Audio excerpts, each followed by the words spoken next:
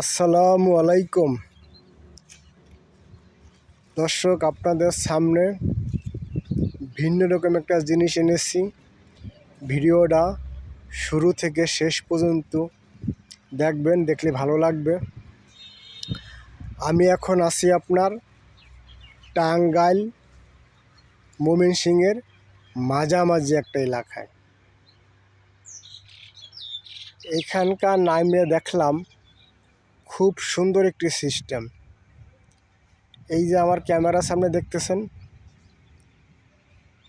চতুর্থ সাইডে গজারি বন, মাঝখানে যে জায়গাগুলা গ্যাপ আছে, এই গ্যাপগুলার ভিতরে ওনারা তরমুজের চাষ করছে, পেঁপে চাষ করছে এবং পাশাপাশি আরও অন্য অন্য সবজির চাষ আছে। এই যে আমার সামনে দেখতেছেন একটা বেড়া, এই বেড়াটার ভিতরে হলো অনেক বড় বড় গাছও আছে, আবার ছোট ছোট গাছও লাগাইছে। মজার বিষয়টা হচ্ছে এই ছোট ছোট গাছের নিচেও আপনার আনারস আছে। কি সুন্দর একটি এলাকা! এরা জমিগুলাকে ফেলে রাখে না, জমিগুলার উপরে বিভিন্ন ধরনের ফসল সিজন অনুসারে যখন যেটা হয় তখন সেটা করে। তরমুজ, আনারস, পেঁপে, যখন যে সিজনে যে যেটা করে। আবার আপনার ওই যে আমার ক্যামেরার সামনে দেখতেছেন একটি বিশাল একটি বাগান, ওইটা হচ্ছে আপনার লেবুর বাগান। ওইখানে বিশাল এরিয়াটা, ওখানে লেবু আছে, লেবু চাষ হইতেছে।